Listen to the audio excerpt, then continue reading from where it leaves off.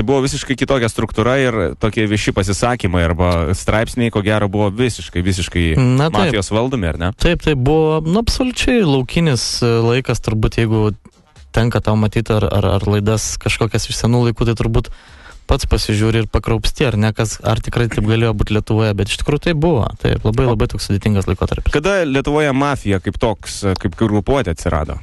Kada tokie metai jau oficialiai turbūt? Aš aptikau senus dokumentus čia archyvose, šiek tiek irgi rinkdamas medžiagą straipsniam, knygom. Tai žodžiu, galiu pasakyti, 83 metais jau Vilniuje buvo spekuliantai, valiutų perpardavinėtojai ir šiaip labai įdomu žmonės, kurie buvo tokie sukti, kurie balansavo labai smarkiai tarp pogrindinio verslo ir, tarkim, kriminaliteto. Tai iš tikrųjų tokie žmonės ir tokie sugebėjimai, kad aš buvau apakęs, aš kaip pasižiūrėjau, ne kiekvienas šiandien taip sugeba iš tikrųjų uždirbti tos juodus pinigus, taip kaip jau jie tuo metu uždirbinėjo ir kaip žinia, tuo metu netgi už valiutinės operacijas būdavo ypatingai griežtos bausmės, sušaudymas. O kada daktarų invazija prasidėjo? Daktarų invazija prasidėjo beveik tais laikais, kaip aš gimiau, iš tikrųjų pasižiūrėjau. Tai buvo maždaug 77-78 metai. Ir žodžiu, tada jie buvo galbūt daugiau tokie kaip ir kiemo chuliganai, muždavosi šokiuose ar po šokių, tarkim, įvairiuose kultūrnamiuose Kaune. Bet ta didžioji, tarkim, pagrindinė ir ta tokia masyvi, kur tarkim, respublikiniu mastu, tai buvo jau po 90 metų, 91, 2, 3 metai. 93 metai, tai yra lygiai prieš 20 metų buvo jų pats pikas, karaliavimas. Jie turėjo filialus kitose miestuose, ar Kaune buvo branduolys? Absoliučiai, faktiškai galiu pasakyti, didžioji Lietuvos dalis buvo jų rankose. Ir Henrikas daktaras buvo tas jau visiškas krikštatavis, kurį visi... Absoliutus lyderis, taip. O kaip ta struktūra atrodo mafijos? Tarkim, per filmus aš krikštatavį daugmaž įsivaizduoju, kad ten yra su kostiumu toks labai rimtas didukas. Turi dar savo tuos, kažkaip ten, jie vadinasi... Torpedas. Jo, torpedas, visokie pavadinimai, ranką bučiuoja, ten vienas užsakomasis... Lietuvoje bachūrai visi tai bučiuot rankų nebučiuoja, gali nušauti vienas po kitą pabasibučiavimu. Nors aš girdėjau iš tikrųjų, kad prieš 20-25 metus ir Lietuvoje rankas bučiuodavo, iš tikrųjų, kur jau ten tie būdavo tokie super slapti susijimai, sambūriai, tai sako, buvo ir pas mumis tas toksai visos tradicijos. Ir iš tikrųjų, žinok, šiaip Jonai, iš esmės, bent jau daktarai, kiek aš domėjausi, tai jų būtent buvo parankinė knyga Krikštatėvis. Jie visi yra perskaitę tą knygą, net pasibraukę kai kurias aštriausias, įdomiausias eilutės. Filmą jie sukdavo ten po 20 kartų per senus tos videkus, žinai. Krikštatėvis tai buvo jų absoliutus vadovėlis, kas liečia, tarkim, Kauno grupuotės. O Vilniuje, tarkim, tie patys Vilniaus brigadų, jie buvo aukštesnio lygio, nes jie matė vakarų tuo metu, kas buvo visiškai nesuvokiama, jie važinėjo po Izraelį, po Jungtinės Amerikos valstijas, po Vokietiją, kaip žinia, tuo metu buvo uždaros sienos, bet jie turėjo galimybės išvažiuoti, ištrūkti. Ir ten jau buvo šiek tiek visiškai kitokio lygio žmonės, tokie daugiau kosmopolitai, išsilavinę. Nesimuždavo per daug? Jeigu ir muždavosi, nelabai kas ir pastebėdavo. Turbūt nebent žemesnioji grandis, bet tarkim, te aukštesniam lygiui priklausantis. Inteligentiškai. Taip, inteligentiškai. su smokingu ten šonais. Supratau. O kaip atrodo ta lietuviškos mafijos, ne tai kad struktūra, bet yra vadas pagrindinis ir kažkokie yra rangai toliau. Ar viskas taip? Tai visą laiką čia kaip ir tiesiog vabas yra. Direktorius? Yra direktorius, yra pavaduotojai, yra dar visokie talkininkai, taip toliau. Čia, faktiškai mafija tai yra kaip, jeigu tenka domėtis ir kas turbūt žino klausytojai ir tiek pats tu, tai yra, tiesiog viskas verslo principų padaryta, pavadinkim, piramidė tokia, ir stovi lyderis, pavaduotojai, žemesnioji grandis, ten žemesni ir viskas taip važiuoja. Labai paprastai iš tikrųjų, bet griežta tvarka viduj būna. Kiek aš skaičiau ir kažkaip išsamiau žinau, kad Arūnas Valinskas senais laikais, kai filmuodavo Kaune, ko gero Lapėse, prisifilmavo žaidimą Taip ir ne, tai pagrindinė publika, kuri susirinkdavo į tos filmavimus, buvo mafiozai. Ten buvo ne Lapėse, bet Vilijos toks restoranas, dabar toks apšiūrės, apgriuvęs stovis, dar iki šiol dabar stovi. Iš tikrųjų, aš kartais pagalvoju, kad ten reikėtų daryti mafijos muziejų ir ekskursijas tą jaunai kartai, kuri neatsimena to laikotarpio, nes tarkim dar po 5 metų, 10 metų, tai čia bus super iš tikrųjų. Čia yra istorija galų gale. Ir taip, iš tikrųjų taip ir buvo. Anot legendų, Valinskas po vieno tokio filmavimo pakvietė pašokdinti to metinio vieno garsaus mafijos veikėjo, ne daktaro, bet jo vieno iš parankinių žmoną, ten šoko ir paskui gavo smūgių į veidą. Wow.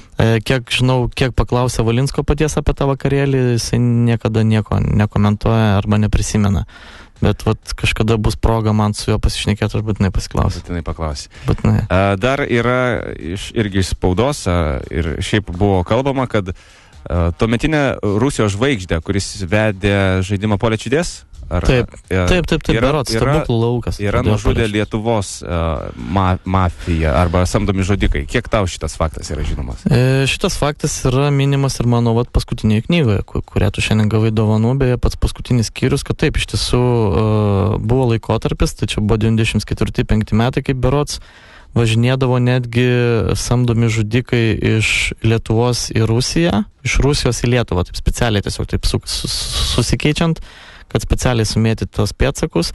Ir iš tikrųjų yra tokios kalbos, nėra visiškai galutinai patvirtinta informacija, bet kalbama, kad, tarkim, tą garsų laidų vedėją Vladislavą Listjevą galėjo nužudyti samdomi žudikai iš Lietuvos. Iš tikrųjų vienas iš jų šiandien kali vienoje iš įkalinimo įstaigų, o kitas pats buvo nužudytas po 5 metų, tai yra prieš 13 metų. Irgi beje samdomų žudikų buvo nužudytas. Tai viskas kaip filme. Kaip filme. O kaip jie žudydavo? Taip akivaizdžiai prieina ir viskas, ar su sniperiais? Su duslintuvais, pistoletais, su duslintuvais prieina, grįžta žmogus iš darbo arba važiuoja anksti ryte į darbą, pribėga kažkur laiptiniai. Dažniausiai tai vykdavo daugiabučių kiemuose arba laiptinėse ir paprasčiausiai būdavo. Žmogui, kaip sako patys nusikaltėliai, daug švino nereikia. Na taip. Tu pats minėjai faktą, kad prieš 2 metus, kai pradėjai rašyti antrąją knygą, turėjai nusipirkęs kompiuterį, ten jau pradėjai viską rinkti, informaciją, nuotraukas, interviu ir važiuojant taksi, tau taksistas sugebėjo pavogti kompiuterį. Taip, neįsivaizduoju, net nereikėjo mafijozų, taksistas. Tai gal taksistas buvo irgi samdomas koks nors, žinai? Nu, iš tikrųjų, mes dažnai pagalvojam su draugais ir su kitais žmonėm pasišnekam, kad tai galėjo būti ir kažkoks inscenizavimas, nes vis dėlto buvo pradėjusios sklisti kalbos apie mano netrukus pasirodysiančią knygą, kad jau tuoj viskas, nes iš tikrųjų buvo darbai kaip ir baigiamieji. Ir kiek buvai parašęs jau? Kiek ten buvo medžiagos? 80% kažkur. Oho. Taip. Ir paskui atsimint, ar ne, tipo, kaip ten bašiau? Tai taip, atsimint vėl reikėjo dėlioti, iš tikrųjų, kai ką turėjau pasirašęs dublikatus, bet labai nedidelę dalį. Nu, paskui visą vasarą vargau ir aš atsimenu, kad tą vasarą, kai vyko Europos krepšinio čempionatas, taip, kai ten visi linksminosi, tai aš visą laiką sėdėdavau prie kompiuterio iki išnaktų ir girdėdavau iš aplinkinių balkonų, kaip visi siautė, linksminasi. Ir man įsidėmėjo tas čempionatas tom, kad aš tada tikrai labai labai smarkiai ariau.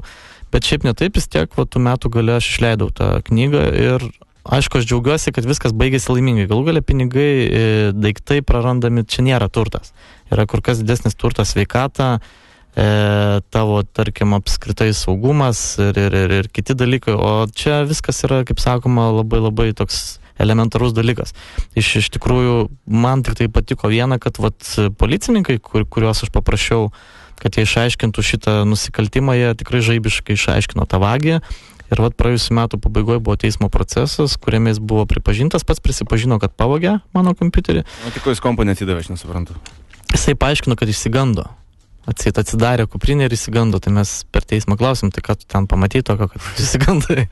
Tai jisai aš atsidariau ir išsigandau, žodžiu, tokios vaikiškos pasakos, bet kadangi žmogus šiaip toksai probleminis, ir prie socialių tai problema ta, kad aš nieko negalėjau išsireikalauti nei kompensacijos, nors kompensacijos net nereikalavau, bet bent jau, kad man sugrąžintų mano prarastas, tarkim, pinigų sumą, kurią aš buvau praradęs už tos daiktus, bet ir to beje nepavyko, tai už tai pasakyčiau, saugokit savo daiktus, nesinešiokit laptopų vakarais. Gerai, padarom vėlgi trumpą pertrauką ir grįšim su tavo trečiaja knyga, beje, kurioje, kaip tu pats sakei, tau davė interviu vienas žudikas, kuris niekam kitam nėra pasakojęs, kaip jisai dirbo ir ką jisai darė. Tai tu vienintelis, kuris sugebėjai paimti intervą? Taip, aš vienintelis. Dailius Dargis žurnalistas ir 3 knygų jau autorius, 3 knyga visiškai netrukus pasirodys ir kaip jisai pats sako ir matome, rašo apie mafiją.